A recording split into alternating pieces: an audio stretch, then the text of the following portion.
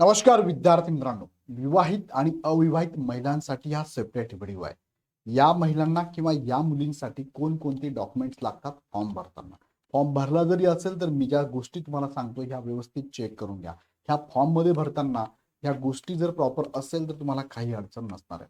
So आपण ह्या व्हिडिओमध्ये बघूया की महिला आरक्षण कसं मिळतं, कागदपत्रे कुणाला आणि कोणते लागणार आहे, कॅटेगरी आरक्षण कोणते कागदपत्रे लागतात, नावात बदल असल्यास काय करावं, SC, BC, EWS आणि ओपन बाबत डिटेल तुम्हाला माहिती देतोय आणि NCL आणि उत्पन्नाचा दाखला याबद्दल सुद्धा बरेचसे प्रश्न विचारले गेले. त्यांची उत्तरं आपण या व्हिडिओच्या माध्यमातून समजून घेऊया वन बाय वन. तत्पूर्वी तुम्हाला सांगू इच्छितो, तुम्ही फॉर्म तर भरताय, ओके, सगळं ठीक आहे, पण अभ्यास सुद्धा करणं फार गरजेचं आहे. कारण 3 महिन्यात तुम्हाला अभ्यास करायचा आणि या 3 महिन्यामध्ये तुम्हाला इग्नाइट अकॅडमीची टीम पूर्ण गायडन्स करणार आहे आणि फी फक्त तुम्हाला 2,999च करण्यात आलेली आहे. लिमिटेड ऑफर आहे काही विद्यार्थ्यांसाठीचे, सो तुम्ही जॉईन करू शकता. ही बॅच लाईव्ह प्लस रेकॉर्ड असेल, ऑनलाईन असेल, घरी बसून तुम्ही बघू शकता. तुमचं घरातलं काम, कामाच्या व्यतिरिक्त सुद्धा तुम्हाला जसा वेळ मिळेल तसं तुम्ही लेक्चर बघू शकता. म्हणजे जबाबदारी असेल आणि त्यावेळेस लेक्चर असेल तर असं नाही की लेक्चर बघायला मिळणार आणि लेक्चर तुम्हाला रेकॉर्ड स्वरूपात बघायला मिळेल. लाईव्ह जर नाही बघितलं तर आता ह्या बॅचमध्ये तुम्हाला बघा फ्री स्वरूपात स्टेट बोर्डच्या बॅच फ्री आहे. 1,000 प्लस प्रॅक्टिस टेस्ट आहे. तुम्हाला PYQ ची बॅच मोफत आहे. अनुभवी शिक्षक जे आहेत, पूर्ण अभ्यास तुमचा ह्या 3 महिन्यामध्ये प्रॉपर कव्हर करणार आहे. 5 ऑफलाईन महा टेस्ट आहे, तुमच्या जिल्ह्याला तुम्हाला फ्रीमध्ये मिळणार आहे. PDF स्वरूपातल्या आणि PPT स्वरूपातल्या नोट्स तुम्हाला अवेलेबल आहे. रिव्हिजन आणि डाऊट क्लिअरिंग सेशन पण अवेलेबल. हे सगळं तुम्हाला एकाच बॅचमध्ये आणि प्रत्येक विषयाला बघा सेपरेट सेपरेट फॅकल्टी तुम्हाला असणार आहे. बाकी ठिकाणी बऱ्याच ठिकाणी असं आहे की एकच जण सगळं शिकवतो, शक्यच नाही असं होणार. सो त्यासाठी आम्ही सगळी सेपरेट सेपरेट फॅकल्टी दिली आहे, ज्यांनी आतापर्यंत MPSC मध्ये बऱ्याच वर्षापासून शिकवलेला आहे, अनुभव त्यांच्याकडे आहे.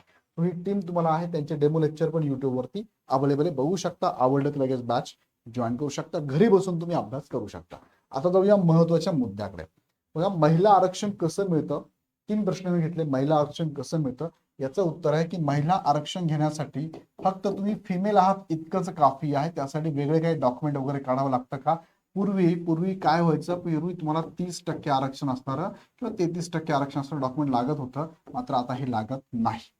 कागदपत्रे कुणाला कोणते लागणार आहे आणि कॅटेगरी आरक्षण कोणते कागदपत्र लागणार, लक्षात घ्या. आता पहिले उत्तर देताना मी तुम्हाला पहिल्या प्रश्न उत्तर देतोय, निवड कोणत्या ठिकाणी होते. ओके, आता जेव्हा तुम्ही OBC मधनं असाल, बरं, OBC किंवा तुम्ही असाल SBC मधून, त्यानंतर असाल NT अ ब क आणि ड असाल, SCBC मधून असाल, बरोबर आहे, किंवा तुम्ही इतर कॅटेगरीचे फॉर एक्झाम्पल SC चे असाल, ST चे असाल किंवा EWS असाल, ह्या सर्वांसाठी बघा निवड कशी होते. निवड कोणत्या ठिकाणी होती ह्या सगळ्यांची. ओपन जर सोडलं तर, ओपन घेतलं की मी यात नाही घेतलंय. निवड कुठे होते, मी यामध्ये बघा फिमेल पकडलाय. तर इथे तुम्ही जेव्हा फॉर्म भरतात या कोणत्याही कॅटेगरीमधून, तुमचा विचार 4 ठिकाणी होतो, बरोबर. तुम्हाला एक्स्ट्रा जागा कॉम्पिट करायला मिळतात. इथे लक्षात, कॉम्पिट करायला आहे म्हणजे कोणत्या. पहिला तुमचा विचार कुठे होतो, तर तो विचार होतो ओपन फिमेल मध्ये. दुसरा विचार तुमचा होतो कॅटेगरी, तुमची जी पण कॅटेगरी असेल ना, कॅटेगरी फिमेल मध्ये. तिसरा विचार होतो तुमचा ओपन जनरल मध्ये आणि चौथा विचार होतो तुमची जी कॅटेगरी असेल त्या कॅटेगरीच्या जनरल मध्ये. म्हणजे 4 ठिकाणच्या जागा तुम्हाला कॉम्पिट करायला मिळतात, लक्षात घ्या. म्हणून मी नेहमी आग्रह धरतो, तुम्ही जर कॅटेगरीमध्ये येत असाल तर कॅटेगरीचे डॉक्युमेंट काढूनच ठेवा, तुम्हाला फायदा होणारच आहे, बरोबर आहे. आता हे डॉक्युमेंट असल्यास, आता याला ह्या कॅटेगरीच्या ह्या फिमेलला या पद्धतीने जर आरक्षण घ्यायचं असेल तर कागदपत्रे कोणती लागतात. तर ह्या फिमेलला कागदपत्र बघा कोणती लागतात. हिला लागते बघा कास्ट सर्टिफिकेट, हे लागेल. नंतर दुसरं NCL ज्याला रिक्वायर्ड आहे, मी इफ नाव टाकतो रिक्वायर्ड, ते कसं मी पुढे सांगतो तुम्हाला. आणि तिसरं तुम्हाला या लागतंय तुम्हाला डोमेसाईल, हे सगळ्यांनाच लागतं. ओके, आता यामध्ये परत मी एक मुद्दा तुम्हाला सांगतो. कास्ट सर्टिफिकेट एकदाच काढावं लागतं, लाईफ टाईम वापरू शकता. डोमेसाईल तुम्हाला एकदाच काढावं लागतं, लाईफ टाईम वापरू शकता. कास्ट सर्टिफिकेट मध्ये फक्त EWS असं कास्ट सर्टिफिकेट आहे, याची व्हॅलिडिटी 1 वर्षच असते. कोणत्याही वर्षी काढा, ते 31 मार्चला एक्सपायर होतं, लक्षात घ्या. बाकी सगळे डॉक्युमेंट मात्र यांची व्हॅलिडिटी नसते, ते लाईफ टाईम तुम्ही वापरू शकता. ओके, आता NCL बद्दल सांगतो मला. डोमेसाईल सांगितलं, कधी काढला सुद्धा चालतं.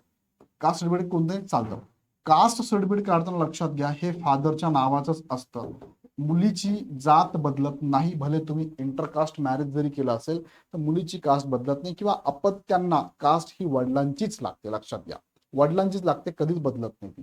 म्हणजे तुमच्या पुढच्या पिढीला कदाचित वडिलांची लागेल त्यांच्या, पण तुम्हाला मात्र तुमच्या वडिलांचीच लागणार, हे लक्षात घ्या. फादरच्या नावाचं कोणतंही असू देत, त्याला SCBC जरी असेल तरी फादरच्या नावाचं काढायचं, EWS असेल तरी फादरच्या नावाचंच काढायचं आहे.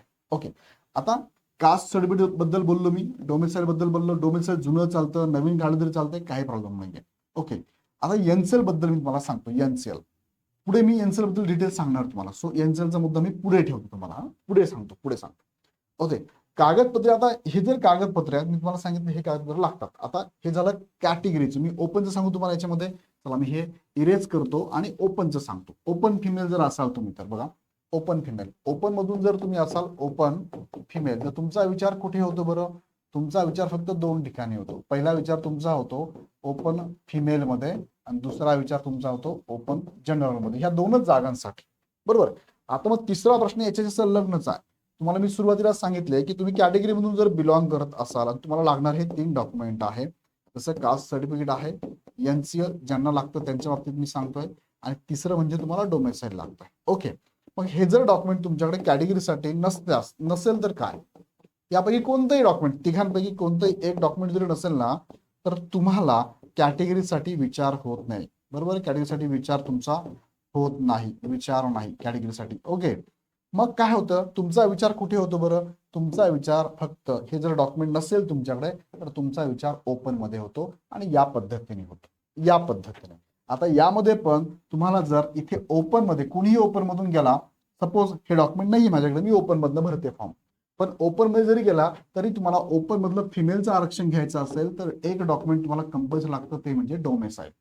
डोमेसाईल जर नसेल तर तुम्हाला फक्त आणि फक्त जनरल साठीच तुमचा विचार होईल, फिमेलसाठी होणार नाही. ओके, आता पुढे घेऊन जातो तुम्हाला मी.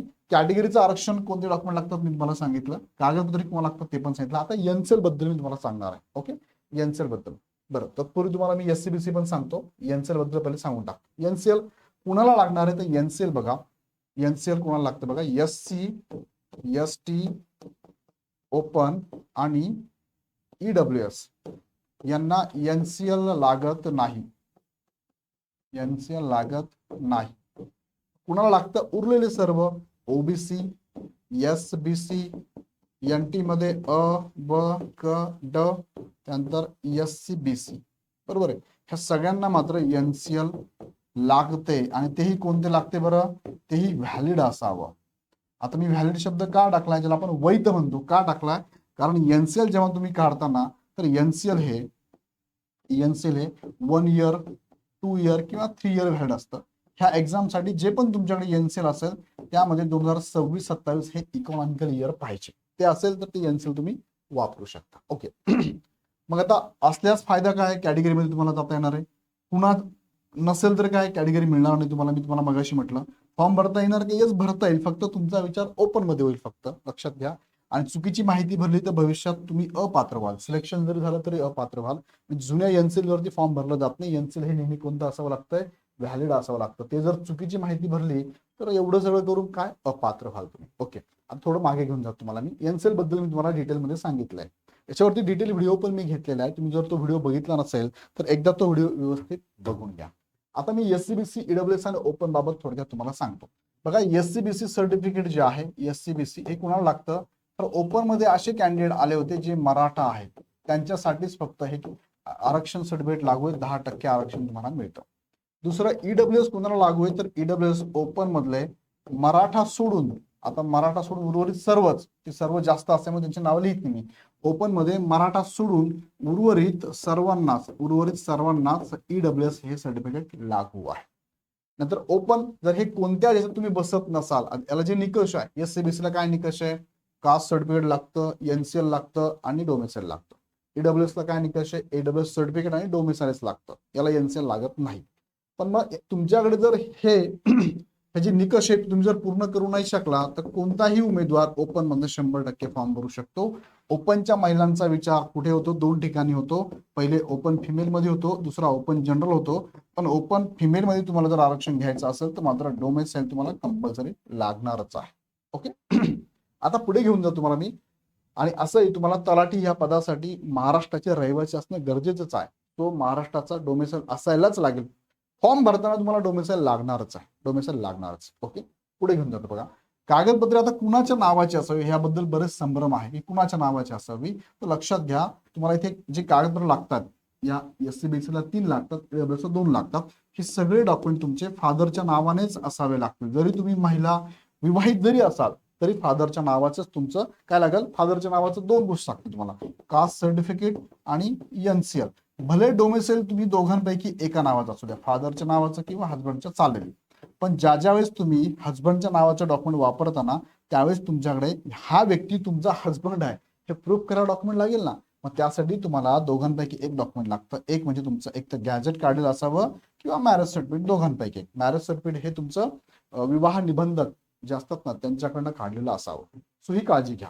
म्हणजे ह्या प्रोसेसमध्ये हजबंडच्या नावाचे डॉक्युमेंट वापरली तुम्हाला दोघांपैकी लागणारच आहे. ओके. कुणासाठी कोणती कास्ट लागू सांगितलं मी तुम्हाला. डॉक्युमेंट कुणाच्या नावाचं काढतं ते पण मी तुम्हाला सांगितलेलं आहे.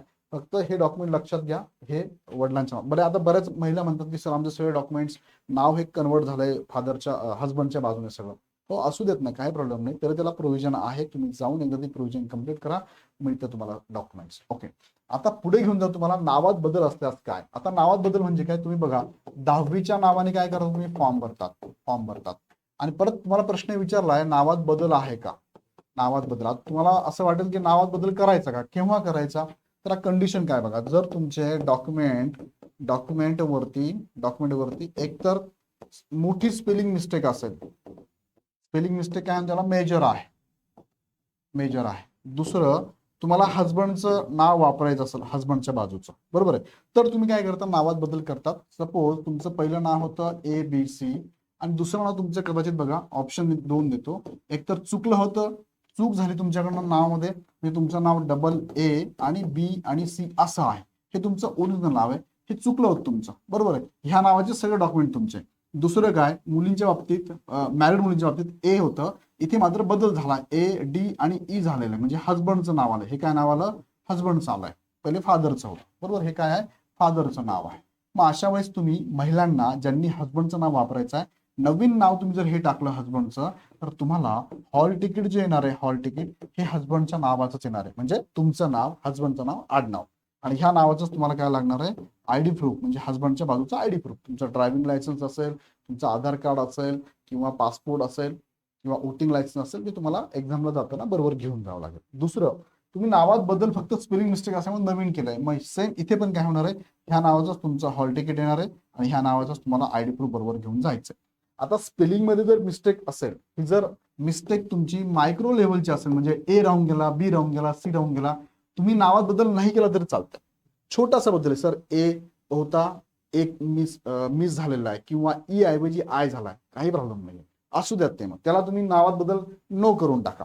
पण मेजर जर बदल असेल, उदाहरणार्थ असं म्हणूया आपण, पहिलं नाव होतं तुमचं मीना आणि आता चूक झाली, ते मीनाबाई नाव पाहिजे होतं, किंवा उलट मीनाबाई नाव झालं तिकडं, इकडे मीना पाहिजे होतं खरं म्हणजे, हा मेजर बदल आहे. मग यासाठी तुम्हाला काय करावं लागेल, यासाठी तुम्ही एक तर गॅजेट काढणं, मोठा बदल असेल तर गॅजेट काढणं असेल, आणि मायक्रो बदल असेल तर तुम्हाला ऍफिडेविट 100 रुपयाच्या बॉन्ड पेपर ऍफिडेविट करून एक्झामच्या DVच्या वेळेस तुम्हाला हे द्यायचे असतात. आत्ता नसेल तुमच्याकडे तरी चालतंय, DVच्या वेळेस द्यायचं. इथे लक्षात, हा छोटासा बदल लक्षात घ्या. म्हणजे गॅजेट सर्टिफिकेट कोणाला लागतं, ऍफिडेविट कोणाला लागतं, मॅरेज सर्टिफिकेट कोणाला लागतं, हे पण सांगितलं. अन्यथा मोठा काय डायरेक्ट कागदपत्र बदलून घ्या, याला वेळ लागेल पण फार. सो जे योग्य तुम्हाला वाटतंय लवकर मिळेल ते तुम्ही करून घेऊ शकता. ओके. सो विवाहित महिला आणि अविवाहित महिला दोघांबद्दल मी तुम्हाला सगळी माहिती दिलेली आहे. यामध्ये अजून काही शंका असेल तर मला तुम्ही कमेंट करा. छोटे छोटे प्रश्न तुमच्या मनातले आहे. फॉर्म कुणाच्या नावाने भरावा, तर 10वीच्या नावाने भरावा. पुढे प्रश्न आहे नावात बदल आहे का, असेल मी सांगितल्याप्रमाणे तर यस करा, नसेल तर नो करा. हॉल तिकीट ज्या नावाने तुम्ही 10वीचं भरलंय ते, किंवा जो बदल केला असेल नवीन, जनरली 10वीच्या नावाने, पण बदल केला असेल तर बदल केलेल्या नावानेच हॉल तिकीट येतं. मग परीक्षेला जाताना जे हॉल तिकीट ज्या नावाचे, तुम्ही जर बदल नसेल केला तर 10वीच्या नावाने तुमचं हॉल तिकीट, बदल केला असेल तर बदल केलेल्या नावाने, त्या नावाचंच तुम्हाला ID प्रूफ लागतं. महिला आरक्षण कोणत्या प्रमाणात लागतं का, ओपनच्या किंवा कॅटेगरीच्या, असं महिला आरक्षणासाठी वेगळं डॉक्युमेंट लागतं का, तर नाही लागत. कॅटेगरी महिला आरक्षण कोणत्या प्रमाणात, महिला आरक्षण घेण्यासाठी वेगळं लागत नाही, पण तुम्हाला कॅटेगरीतनं जर घ्यायचं असेल तर तुम्हाला कास्ट सर्टिफिकेट, NCL ज्यांना गरजेचं आहे त्यांच्यासाठी NCL आणि डोमेसाईल हे कंपल्सरी लागते बघा. एनसेल कुणाच्या नावाचं हवं, तर एनसेल हे फादरच्याच नावाचं हवं. मात्र यामध्ये एक प्रश्न आहे बघा, उत्पन्नाचा दाखला. आता ज्या मॅरिड फिमेल असाल ना, त्यांना बघा, एक तर हजबंड, एक तर नाही दोघं, हजबंड आणि फादर दोघांचं एकत्रित उत्पन्नाच्या आधारे तुम्हाला उत्पन्नाचा दाखला हा जमा करून त्याच्यावरती तुम्हाला एनसेल काढायचा असतं, लक्षात घ्या. आणि ज्या अनमॅरिड फिमेल असतील ना, मुली असतील, त्यांना फक्त फादरच्या नावाचा उत्पन्नाचा दाखला वापरायचा आहे. मग काही ठिकाणी असं पण की सर फादर आमचे डेड झालेले आहेत, तर तुमची घरातील प्रमुख जो कोणी व्यक्ती असेल त्यांच्या नावाचा उत्पन्नाचा दाखला, त्यांच्या नावाचा, मात्र तुमच्या नावाचं एनसीएल पाहिजे. एनसीएल हे तुमच्याच नावाचं पाहिजे, हे लक्षात घ्या. उत्पन्न भले तुम्ही फादरचं लावा, भले तुम्ही फादर प्लस हजबंडचं लावा, पण एनसीएल हे उत्पन्न दाखला त्यांच्या नावाचं असेल, पण एनसीएल मात्र तुमच्या नावाचं असेल. इथे लक्षात, तुमच्या नावाचेच एनसीएल हवे आपल्याला, लक्षात घ्या. ईडब्ल्यूएस ला एनसीएल लागते का, तर ईडब्ल्यूएस ला एनसीएल लागत नाही आणि हे 1 वर्ष व्हॅलिड असणारच कास्ट सर्टिफिकेट आहे. कागदपत्र नसतील तर काय होणार आहे, तुम्हाला योग्य तो आरक्षण सीट्स अवेलेबल मिळणार नाहीये, तुमचा विचार ओपन मधून होईल. आता या संदर्भात तुम्हाला काही शंका असेल मला कमेंट बॉक्समध्ये टाका. आणि तुमच्यासाठी खास ऑफर कंटिन्यू केलेली आहे, लगेच बॅच जॉईन करा, कारण बॅच चालू झाली कालपासून. आज दुसरा दिवस आहे, आमच्या बरोबर चला. तुम्हाला योग्य ते डायरेक्शन करणारी ही पूर्ण टीम आहे. जे आम्ही शिकवतो ते लगेच करा, त्याला होल्ड करू नका, नंतर करू, नंतर बघू, वेळ मिळेल तेव्हा बघू, नाही. तुम्ही वेळ काढावा लागेल, काढल्याशिवाय जमणार नाहीये. नाहीतर मग काय, सगळंच करतोय आपण पण रिझल्ट येत नाही. सो लगेच तयारी लागा. महाराष्ट्रातले असंख्य विद्यार्थी तयारी लागलेले आहेत. तुम्ही जरी गृहिणी आहात, तुम्ही घरी बसून सुद्धा हा अभ्यास करू शकता.